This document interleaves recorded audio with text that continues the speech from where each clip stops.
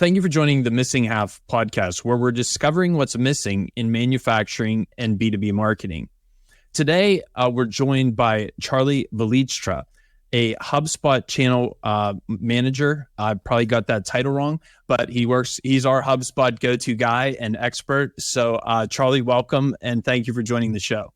Yeah, thank you, Bill. It's good to be here. Thanks for having me.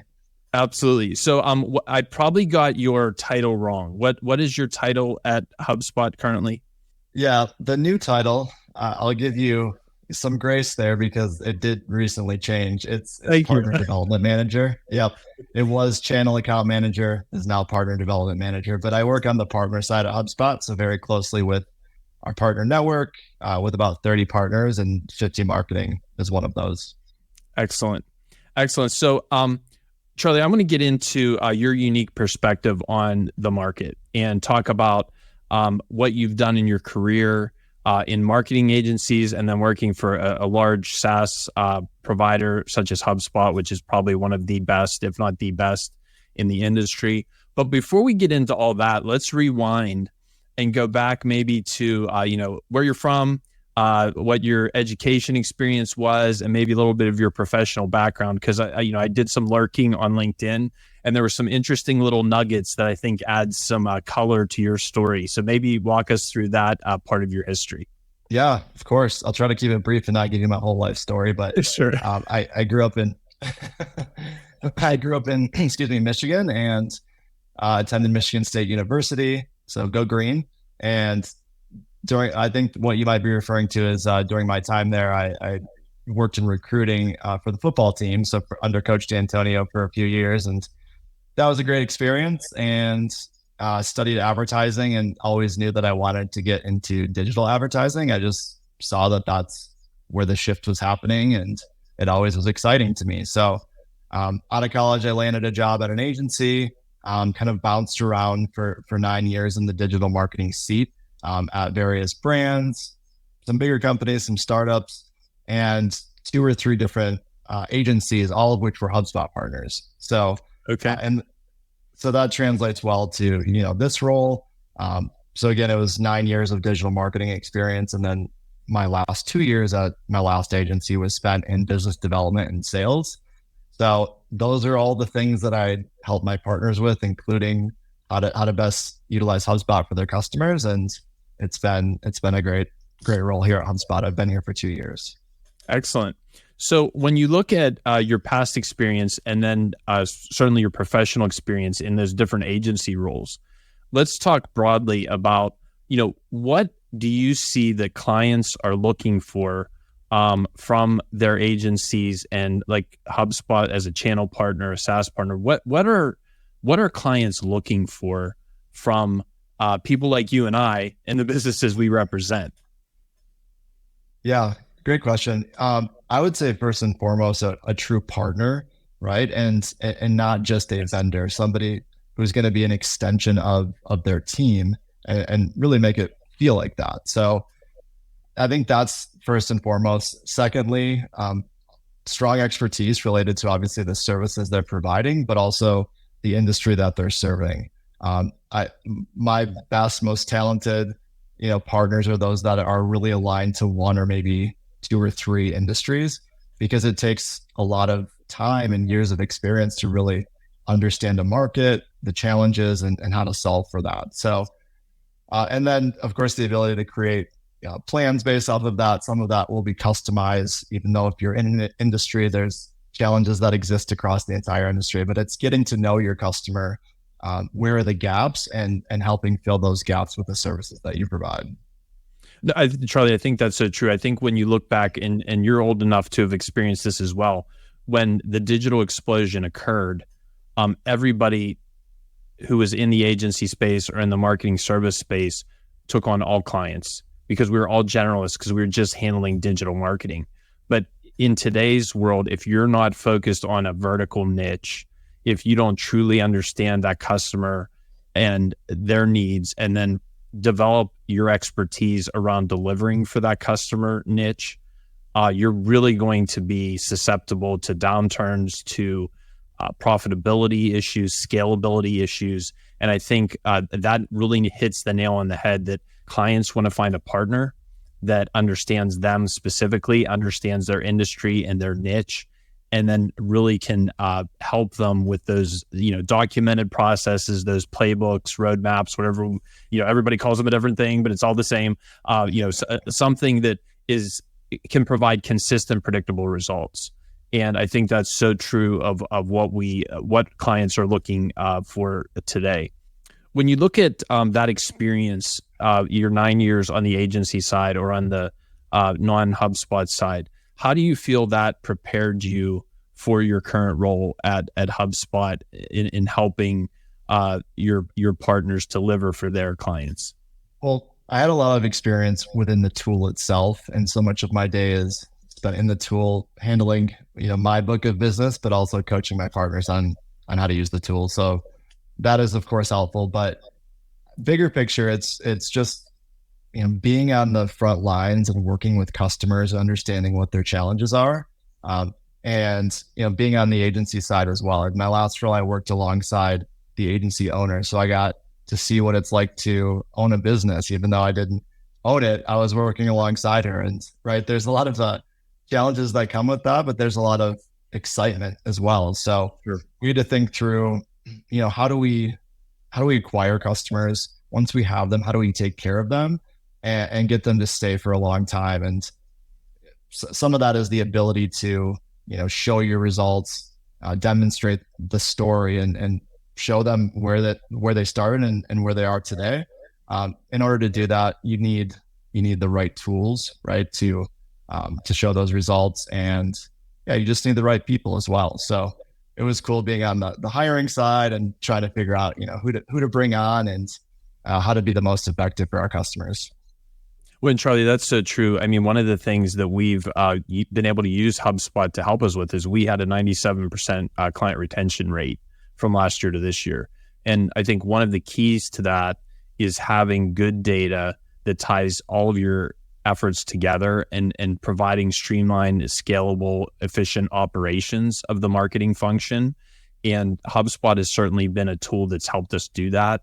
I mean, the other side is really good client care, right? Because just having a tool, if you don't know how to use it, if you don't know how to communicate, those type of things can provide challenges. But I think that is truly a part of client retention. And, having kind of sat in or near that ownership chair, that all that glitters is not gold, and that there's a lot of challenges there in an ever developing space. But I think that I've always appreciated the fact that you understand the tool, you understand the intangible part of this business as we're dealing with our clients, and that's so critical. And I think that's what's made you a great partner for us.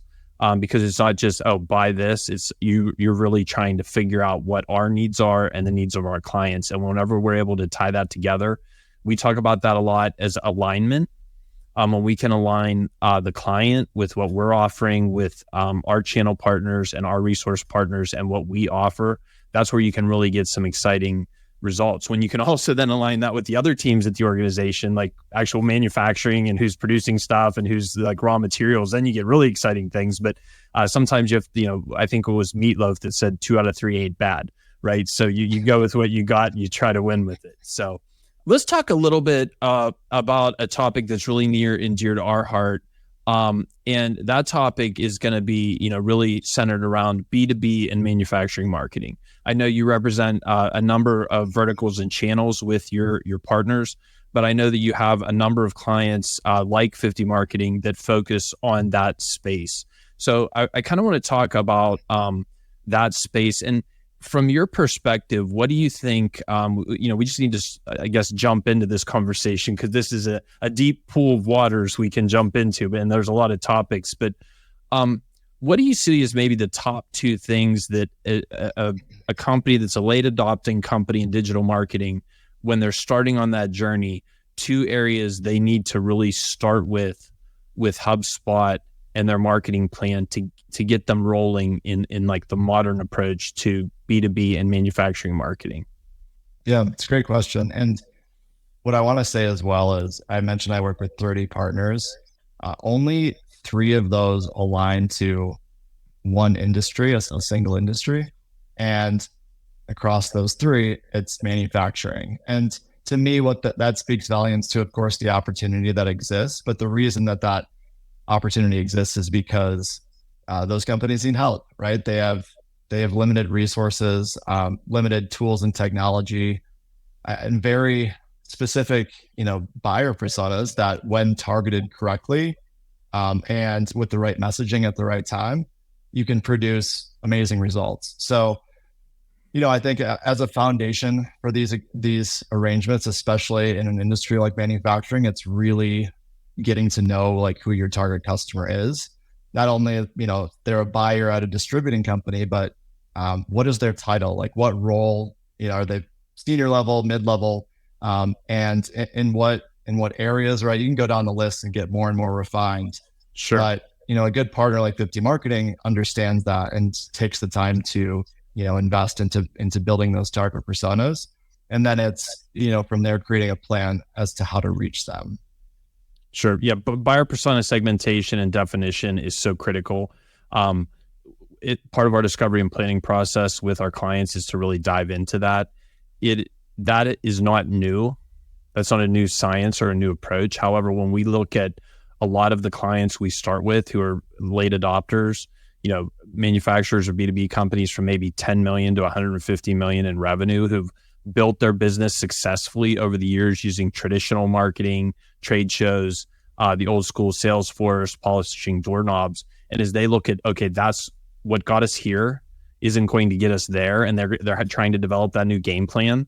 That is a new thing to them. We are introducing reinventing fire, and which is fine. And I think the reality is desperate times or new times call for, the reinvention of businesses. And we have some clients who are over 100 years old, and they have been successful, I'm sure, many times over the course of their histories of reinventing themselves.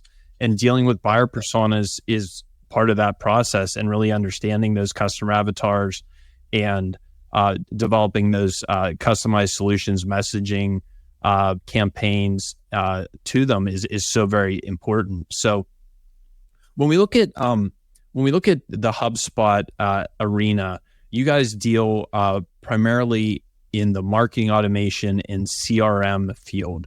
Is that what you see? I mean, I know you guys have other hubs that are important: the sales hub, the service hub, the content hub, and I know that a lot of that just changed here in the past couple months. So we're gonna pretend that we're just dealing with the old stuff because I don't know all the new stuff yet. But when you look at the starter, like if a new manufacturer comes into play and they're looking to get started, what do you really see as like those first couple areas that they need to tackle when they're looking at scaling and automating their marketing function? Yeah, it's a little bit different depending on each company. And like you mentioned, HubSpot is such a robust tool that the sales process requires a lot of really getting to know the business, where the gaps are. But just taking a step back, so what HubSpot is a full all-in-one system for your customers at every stage of the buyer's journey. When we launched back in 2006, it was purely a marketing automation tool. And now there are tools within there, from attracting visitors to becoming leads, converting those leads into deals. And then once once that deal closes and their customers, taking care of them and getting them to, stick around and love your company. So, at the top of that funnel, which HubSpot's gone away from using the funnel analogy, but it's we've gotten out of the flywheel, but I still like the funnel, so I'm going to use Sure. it. But I would say with most companies, especially in the manufacturing business, it's focusing near the top of that funnel, and it's figuring out how to generate more leads, how to create content to meet them at each stage, and then deal management as well. So once you have the leads, prospecting into them, converting them into deals, and managing them through your sales process effectively. Great. Yeah. And I think one of the things when we look at the marketing automation space, which we primarily deal with marketing automation, CRM, and the sales hub. That's kind of the swim lanes we represent with HubSpot. We don't do anything in the Service Hub or those areas yet. Remains to be seen what the future holds, but we're really focused on those 3 channels. And it's really about that attract visitors, convert leads, and then help those move over to the sales function. And it's so important to have a tool. Before we were with HubSpot, we were cobbling that together with a litany of tools.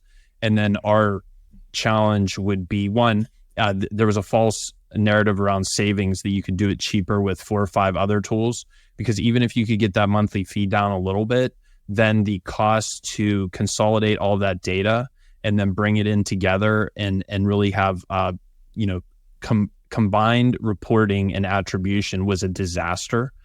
So I think HubSpot's done a great job there.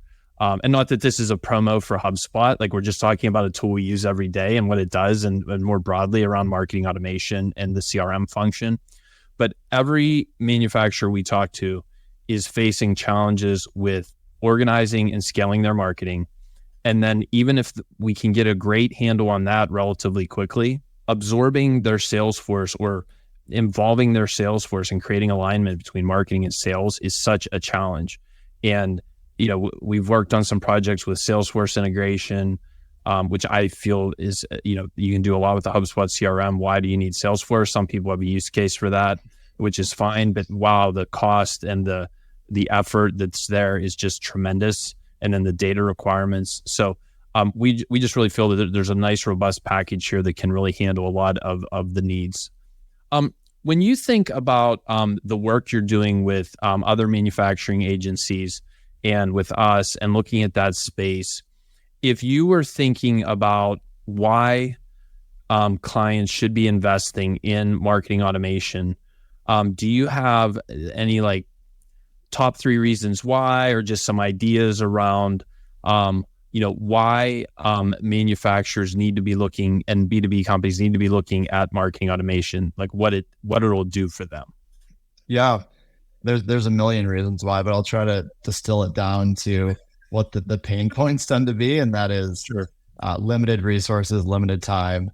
So if you think about what marketing automation is, it's automating your processes and communications to your customers or to your prospects. So when you do that effectively, you're not only saving time and letting those systems run in the background, you're sending emails and texts or whatever it is to your target market, and it's very specific to them. So a good marketing automation plan includes going back to the buyer persona, understanding who your segments are, splitting them up in your system.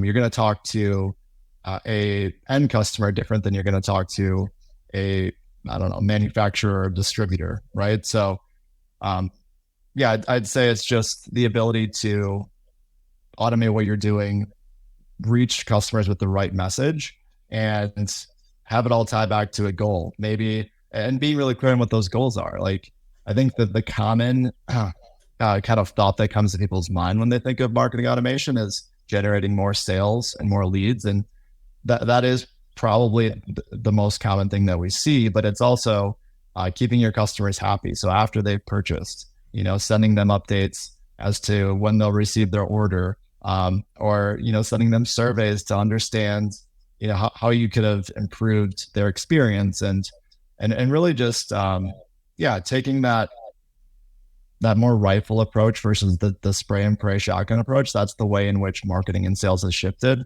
and making it feel like you're, taking the time to know them, meet them with the right messaging, but you're not spending a ton of time yourselves to do that.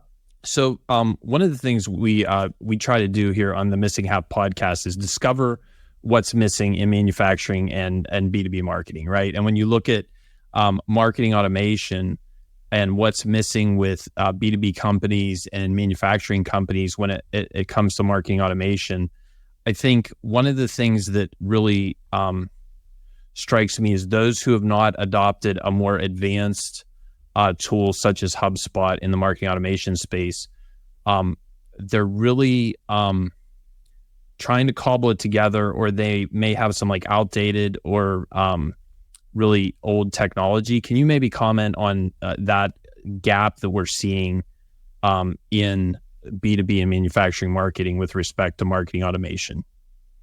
Yeah. Well, it's funny that you use the term cobbled, Bill, because I don't know if you know that that's what part of HubSpot's lingo, but Oh, okay. our No, I yeah, our big value prop is that it's crafted and not cobbled. And what okay. that means is with an all-in-one tool, those tools, within themselves are an all-in-one system. Those tools within themselves communicate to each other, right? You're able to get data from, one from the other, and they're just easier to use. So we see a lot of companies that come to us that have grown over the years, and these departments have just purchased these products, and sometimes you don't even know what they purchase, and they're certainly not talking to each other. And that creates siloed systems and just a disjointed process for you, and then in turn your customers. So with an all-in-one solution, you can see everything. And I like to say that the magic happens on the contact record. That's our single source of truth. So we're a CRM at our core. So if you think about uploading all of your prospects and all of your customers into the system, you're going to have individual contact records. And within those contact records, you can see everything related to that customer, things like where they originally came from. Was it from paid search or organic social or a referral? How they've interacted with your brand, emails that they've been sent, pages that they've viewed, etc. If there are deals open for them, sales deals, or if there's customer service tickets open.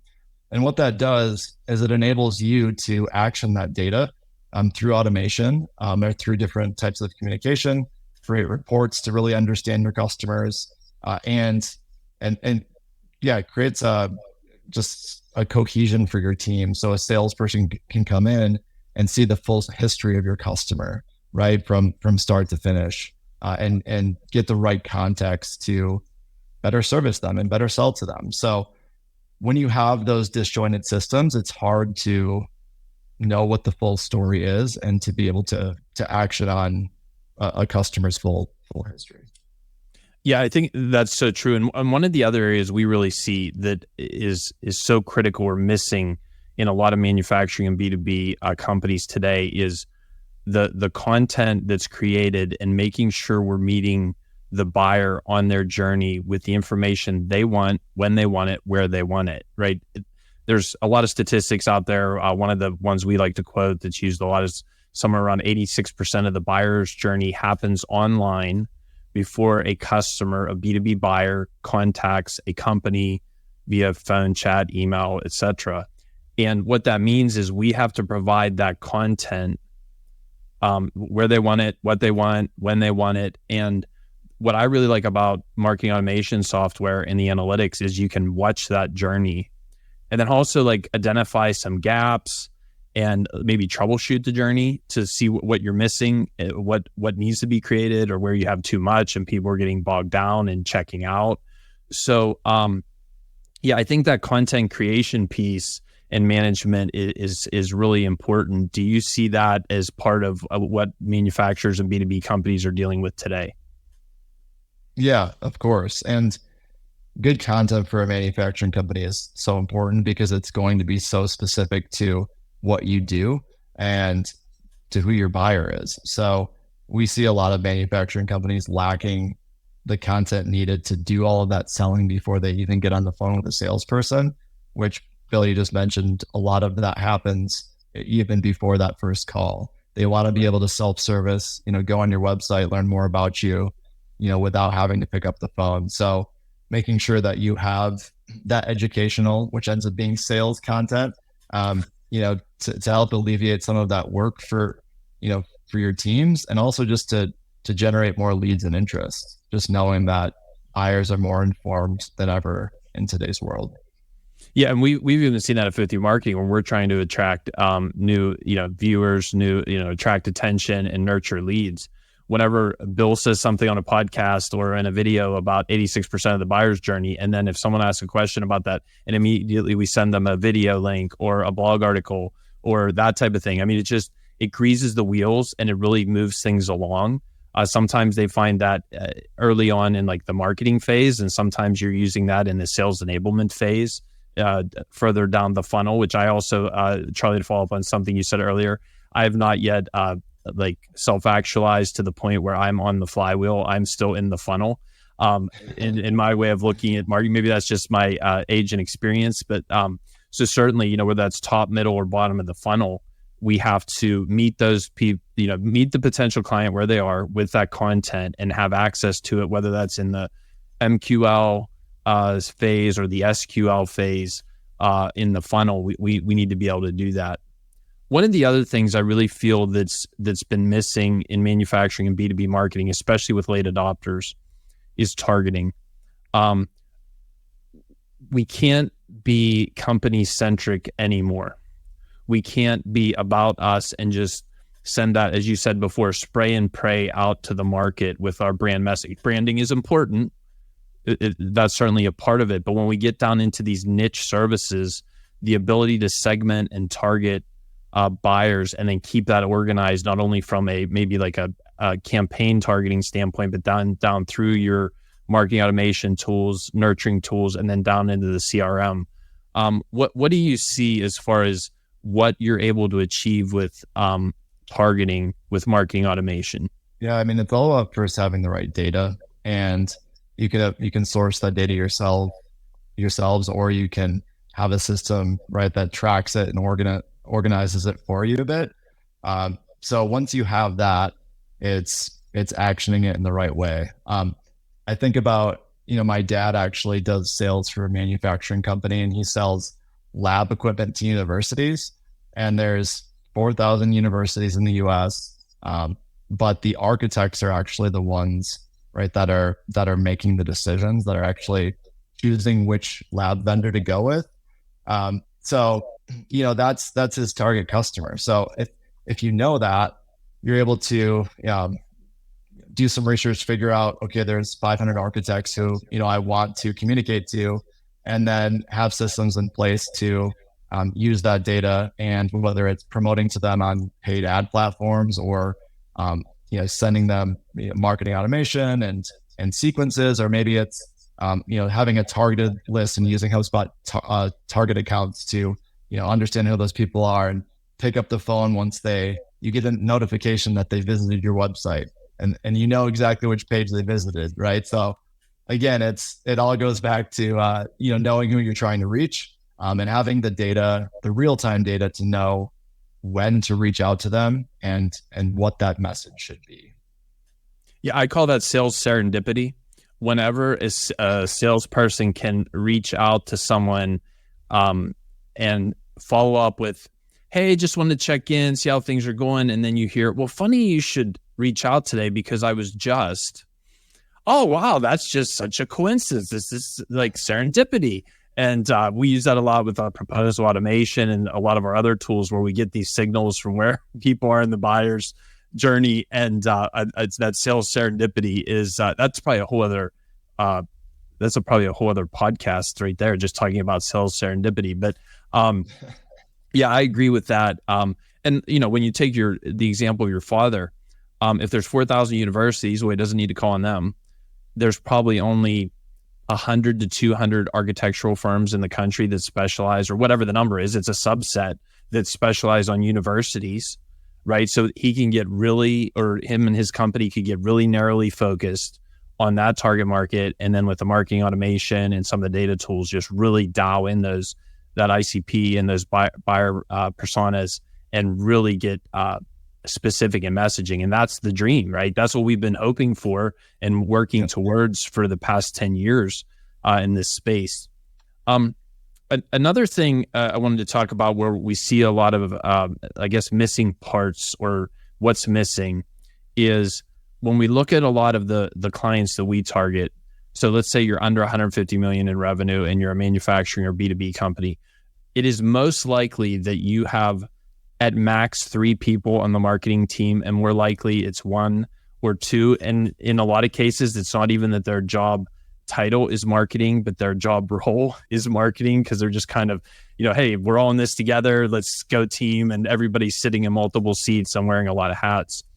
What we've seen is that, one, partnering with an agency that can bring you a lot of that technical delivery and resource and knowledge is super important.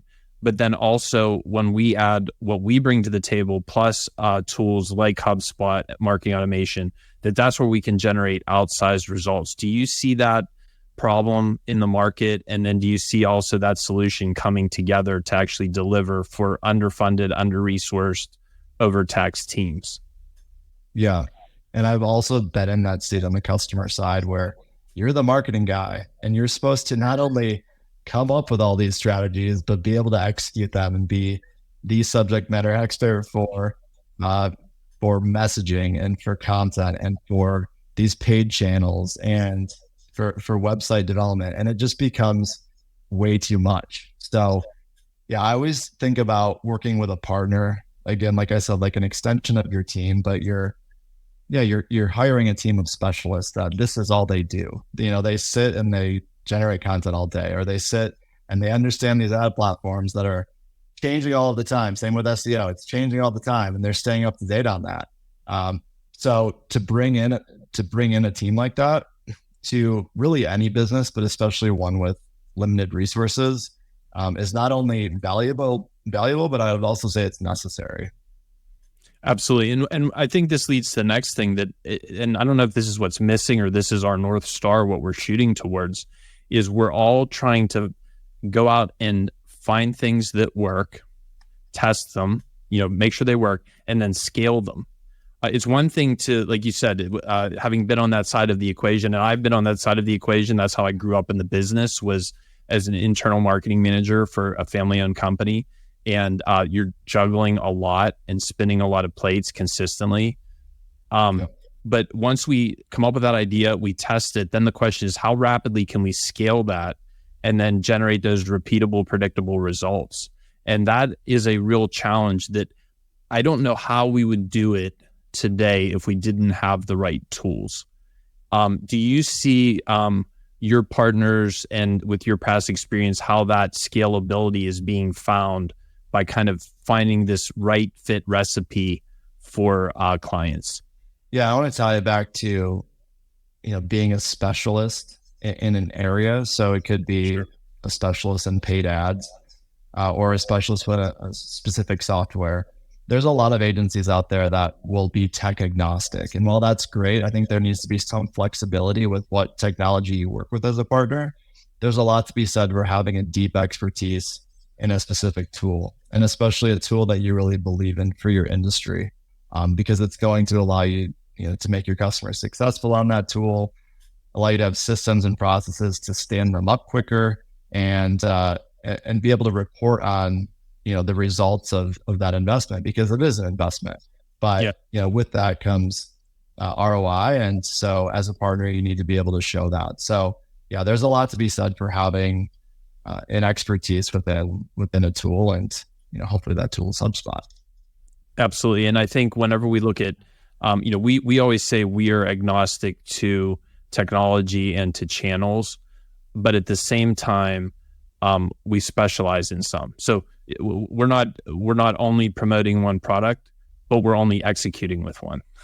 So if you're going to work with us, this is what we're going to do. Because, and just to be frank, we can't handle 10 marketing automation platforms, because that would, I think, waste our talents, because that's not all we do for our clients. So we're going to pick the best horse, the fastest horse in the race that we can do the best job with, that has the best product market fit, and we're going to run with it.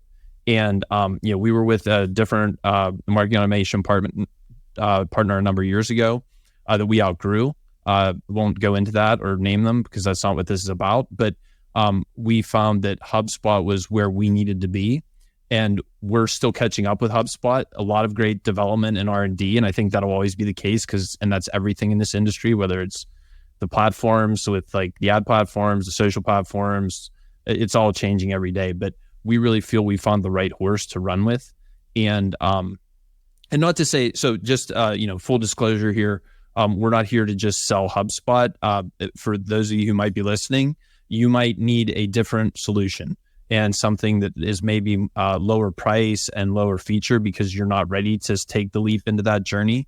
I think the thing Charley, you and I would both recommend, no matter what, is that whatever stage you are in starting out, you need to include marketing automation and CRM that's integrated with a CRM as one of your first steps in any marketing journey for a company. Does that feel like the right recommendation, just from a like stepping back out of this lens approach? Yeah, absolutely. And those tools need to be tied together for a number of reasons, Yes. right? You need to be able to quickly send leads over, to the sales team for them to jump on them. And you think about it from a reporting perspective too. You're doing all of these things on the marketing front. You're running ads, you're attending trade shows, and you want to understand what's working. And in order to, tie that attribution back to the deal, it needs to be connected to your CRM and to your marketing system. That way you can understand what's driving results, what to spend more money on, what to pull back on. Otherwise you're running blind. When I think this really ties as well into one of the biggest areas we find missing with our prospective clients is they lack a clear strategy on how to approach the myriad of options that are available in marketing in general, and specifically digital, right? Should we be doing more social, more video? Is it content marketing, ABM, inbound? Should we be doing more nurture campaigns? And whenever we look at that strategy piece, the last thing I want to say to a client is, oh, we recommended a tool that isn't going to grow with you. That, we always buy tools, whether it's our project management system or our proofing software or our video production equipment and that type of thing, that if we buy it today, we can see a roadmap and a runway for 18 to 24 months minimum. And there are Band-Aids. You can go back to your Cobble, which I didn't know I was like in the branding zone there, like Cobble, but you can cobble stuff together. But what we found is then you rapidly outstrip the capacity of those tools and their ability to integrate and report. And that's where we really see the whatever tool someone picks, if the CRM and the marketing automation platform are not tied together, you're creating a further siloed effect of the marketing and the sales function. And everything we're seeing in the data, whether you read Gartner or any of the major think tanks, I mean, they have whole conferences that just talk about sales and marketing integration. Well, if your tools aren't talking, which should be the easiest and the fastest thing to move, is the data, right? It's just ones and zeros. The people problem, that's a whole other thing, and we'll let the Dale Carnegie reps and all the Zig Ziglar training people and all those people worry about the human side of this. But if you can't get the data talking, you're in a world of hurt, because you're never going to get the people on the same page, and then you're not going to create that momentum. So I think that just what it enables with strategy feedback is just so critical. Yeah, I completely agree. Let's do like a little bit of speed dating here on some topics, just throwing it back and forth here on a couple of items. One of the things we really see that, and this is such a simple thing, but it's so important, is many late adopting companies are not doing outreach to their current clients on a consistent basis with nurture campaigns. Forget new lead acquisition. Forget, target market segmentation and buyer persona personalization. Let's just talk about, we have 5,000 current customers, and our only outreach with them is if a salesperson calls them and when we send them an invoice. We're not sending information about the brand out. We're not doing those harvest campaigns. Maybe talk a little bit about how we can enable that really quickly with marketing automation and really do some outreach to our current clients. And because it's always easier to sell your current clients something than it is to get a new client, right? That math has been proven time and time again. Maybe talk a little bit about those nurture campaigns. Yeah, I think the statistic there is it's 25 times more expensive to acquire a customer than it is to keep one. And I agree, companies aren't doing enough to, nurture those relationships and make sure their customers are happy. So, within your CRM, you want a list of all of your customers, and more specifically, you want to understand, what their lifetime value is, what products they bought, when was the last time they purchased, what did they purchase, and then that way you have a really clear picture of who they are, and you can meet them with content to make sure that they understand, what they bought or what you guys are doing, what you're working on, maybe other products that they might be interested. And then also just staying top of mind for, knowing that they're probably going to have to buy again. And in today's world, they can go anywhere, right? So how are you going to get them coming back to you? It's really through managing, those relationships. And again, a lot of that can be done in an automated process. You don't need your, salespeople to pick up the phone just to, check on Bob over there. You can stay in their inbox and have it still feel personal without dedicating a ton of time and resources to doing it. Yeah, I think there's two issues there that we're experiencing in the market. One is specifically in the industrial space. Companies are having trouble finding and training and keeping salespeople. So if you have senior salespeople who are really good, you don't want them just doing outreach and cold call, right? The marketing function needs to take over that, nurture those touch points, that branding activity. The second point is we really believe in the 95-5 rule here, that 95% of your market is not actively buying. Only 5% is. So the messaging and the touch points and staying involved with your current clients who may not be in a new buying mode, but whenever they move into that 5% and start into that new buying mode, that means that's going to trigger evaluation, which means it's going to be you and your competitors that are going to be reevaluated. We need to be top of mind, seen as an authority, and a initial consideration to get that RFQ to be considered for that opportunity. So I think those are two very important items in that harvest nurture space. One of the next things, just we're going to rapid fire some topics here. Segmentation and personalization. We continue to try to move our clients who are late adopters into this. Is segmentation and personalization, do you see that as kind of like on the horizon for a lot of new market entrants into this space? I mean, that's kind of the gold standard of where you want to get to. But we also shouldn't feel bad if it takes us a little time to get there, because it takes more time, effort, and resources to personalize. What's your kind of feel on that? Yeah, I would agree. Getting the foundation of your business built before, figuring out like every segment of your customer base and creating content specifically for them. I think you first want to start with, and this is what 50 Marketing does too, right? Your brand, your website, how you're communicating your company as a whole. And, from there, as you get to know the company a bit more and create content, working to get more specific content generated for more niche communities. That's so critical, because sometimes we'll start with a client and they'll jump in with saying, well, can we segment by geography and by job title? And it's like, your website's 6 years old. You haven't posted on LinkedIn in 4 years. And the last blog article on your website was 24 months ago. No, that is not the priority today, right? Like, so that's hyperbolic, and that's, pretty extreme. But I think I'm really excited about the next 5 years of seeing a lot more segmentation and personalization creeping into our core client base, which is the late adopters, 10 million to 150 million in revenue in manufacturing and B2B. As we see maturity there, obviously, when we hear about Fortune 500 companies with these tremendous teams and budgets, they're able to get there faster.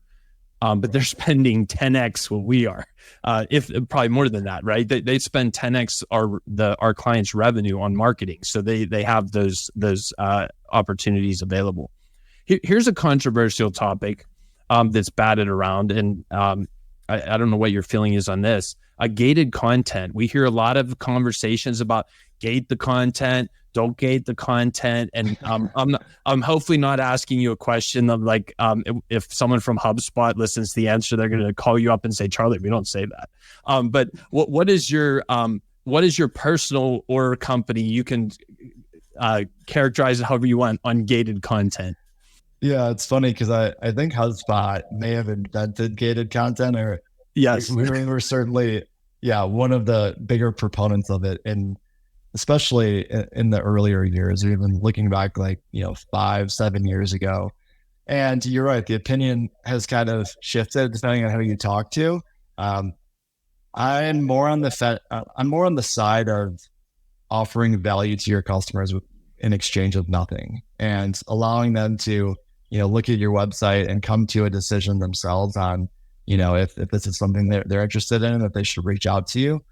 Doesn't mean you shouldn't have forms on your website to try to convert them, Sure. but to withhold valuable content from them, unless they give you their email, it can be challenging. And it's also just this concept of like offering value before you extract it. That being said, if there are very, very specific offerings that you have or guides that you've created, and you don't want to distribute it to everybody, and you want to create a qualified list of people who download it, there are places in which gated content does make sense, but it goes back to knowing that everyone does their research on their own, and maybe they're not going to take the time to fill out a form as they're looking across your competitors as well. We want to provide as much valuable content, like in front of a gate as we can. Sure. So I hope that answer, which I think is the right answer, Charley, doesn't get you in trouble. But I think if we're going to gate content, it has to be really low funnel, almost part of the sales process content that's very technical, that's very rich. And if someone is down that far in the funnel, they will be willing to give their email because they are a buyer. They're in a heavy consideration and evaluation phase. I think the days of having that top of the funnel attraction content gated, that's gone, because you better be putting that on LinkedIn and on YouTube and in your podcast interviews, and you better be giving that away for free, or they're going to move on because somebody will. Yep. So I think there's some type of relationship, and I'll have to think about this because this is spurring a different topic maybe for conversation at some point in time. Of there's got to be some type of value analysis of how valuable the content is before it's gated or not, and where that intersection of value and getting that activity occurs. But yeah, I like that answer, and I hope we both stay out of trouble on that one. Me too. Yeah. So campaigns in HubSpot, I really think this tool is valuable. We've been using it a lot, and it really has allowed us to evaluate very specific campaigns to very specific audience. Maybe talk about your thoughts on the campaign tool, and or maybe don't call it a tool, but the part of the application that monitors the campaigns and how that is helping to inform decisions. Yeah. Well, campaigns can be, you can name anything a campaign that you want to. Typically, it's around a specific initiative, whether it's an event that you're trying to promote, or maybe it's a product launch, and you're creating a number of assets, for that. So it could be landing pages, ads, website pages, blogs, and with that comes a lot of data. So first of all, I want to be able to easily create those assets and tie them to that campaign for promotion. But then also on the reporting side of things, it's like, hey, how did that marketing campaign do, which used to be a scary question to get, because I think it did good. I mean, our website activity is up a little bit, right? But what you really want is to tie it back to how many leads did we get, how many eyeballs did we get on across all of these different assets that we created, and ultimately how many deals came from that, and how much revenue was attributed. So without that, an ability to consolidate all those assets and into what HubSpot calls campaigns, again, you're running blind a bit. So I love the campaign tool for that reason. Yeah, and that a cold beads of sweat were forming on my forehead as you were saying, like, how did the campaign, right? Like, because you and I have been around long enough to remember the days where you were really grasping at straws and trying to like infer, leading indicators towards marketing activity. And now we know, you can look at, someone first experienced in what we can track. I mean, there's still like the dark social and those activities that we can't track or never will be able to, but where we can see they've interacted with websites, ads, videos, whatever those assets are, and then kind of leads them on that journey to where they've talked to a rep and get a quote, and then that quote is activated, and we see that sale. So no, it's exciting to see. I think also one of the things we try to encourage our clients to do, we use HubSpot's analytics, and we have another bolt-on analytics platform that we kind of combine to do good reporting for our clients. What would be your recommendation as you look at reporting, and maybe not like the specific reports, but how should we as agencies and clients approach reporting as we try to understand what's going on? Yeah, it's all going to tie back to what the goals are for the business. A lot of, 10, 15 years ago, maybe when I was first starting my career, you just assumed you knew what mattered to companies. And a lot of times that you'd report on vanity metrics like website visits and like ad clicks. And at the end of the day, that's not what's moving the needle. So understanding how companies want to move the needle, having tools and systems to be able to track that. And, for anything that's not possible within HubSpot, like you said, there's bolt-ons, there's tools that can integrate with HubSpot. We have over 1,000 native integrations in our tool. So if there are metrics that you really want to be able to track, and, things even, like inventory from, your ERP, some of that stuff's not possible in HubSpot, but being able to bring it into a central tool, or maybe a couple of tools, and report on that on a frequent basis is going to give you what you need to drive the business in the right direction. That's great. And let's talk about another topic, which I think is something that a lot of late adopters somewhat struggle with, which is ABM, and really recognizing that, HubSpot's a great tool in the CRM that you're looking at individual contacts, which are the people who make the decisions.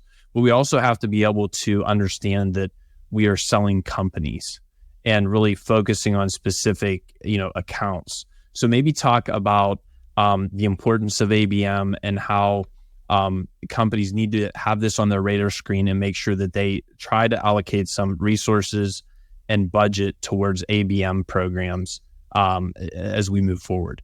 Yeah. When we think about account-based marketing, what it is coming up with a very specific list of who your buyers are. And in HubSpot, we call them target accounts. So having a place to track those target accounts, which is the prospecting workspace for us, and to see what activity they've taken on your website or with your marketing materials. But even before that, knowing who they are, knowing what their phone numbers and their emails are, what their job role is, and creating tasks associated with them too. So you see that they're at this company that you would love to work with, and they're a purchaser. So how can I reach them with information that's going to make them better at their job? I might want to manually send them emails, related to our products. I may want to pick up the phone and just call them. Let's say that they, didn't answer and I left a voicemail. Well, from there, I want to create a task to remind myself to send them an email in a couple of days, right, to stay on top of them. So having a workspace to do that in, to manage your tasks, to enroll people in sales sequences, to see an activity log in real time of every employee in your target account list, and how they're interacting is crucial, because you can have a list and you can say, yes, I'm doing account-based marketing, but without a way to track that and to actually get reminded of the tasks, I mean, that's a whole different beast. Speaking from somebody who's been in sales, to know when to follow up and to actually do that follow up is crucial. So having some task management tied to those ABM efforts is critical. Yeah, I think it also truly speaks to the buyer's committee. When we're looking at purchasing in B2B, longer buying cycles, especially in very niche and technical products, we have to recognize that there's a lot of different people at that company who are going to touch that decision and have influence on it. And we can't just say, oh, this job title is going to look at all of our information, gather it all, and make the decision. Well, we have to, expand that approach. And what we've seen in the past is if you don't have an ABM strategy, is the marketing team and the sales team will maybe focus on one job title at that organization. And then nobody else is being focused on, and no one else is getting the outreach. And then when it comes to that buying moment, you have one advocate, you have one person who's brand aware, one person who's solution aware. And if we can expand that communication more broadly, and then we don't want to hit everybody in the company, right? If there's 1,000 people at the company, we don't need to hit 999. But if there's 10 or 15 or 5 to 7 on that buying committee, man, we'd really like to reach out and make them brand aware and solution aware, maybe to 75% of that buying committee. So we're getting some momentum in that process. So I think ABM is something we all need to be doing a better job on. I know 50 Marketing is trying to do a better job on ABM for our target clients and making sure we're hitting all of that buyers committee. So that's something we can look towards the horizon and set as a goal. So, well, Charley, this has been a fantastic conversation. I know we've gone around the world in 80 days. I mean, we're jumping around on topics, mostly centered around marketing automation and the approaches, but we've done some fast fire question and answer and really talked about some interesting things. But we just really appreciate the partnership we have with you and your solutions first approach, solutions approach from our standpoint and from our client standpoint, not from who you're representing. So I think that's going to serve you well in your career as you take that more altruistic approach and empathetic approach. But we really appreciate that partnership. And we just really want to thank you for joining us today and participating in the Missing Half show. Yeah. Thanks so much, Bill, for having me. It was fun. Great. We appreciate it. So thank you for joining the Missing Half podcast, where we're discovering what's missing in manufacturing and B2B marketing. Give us a like, subscribe, and we'll see you next time.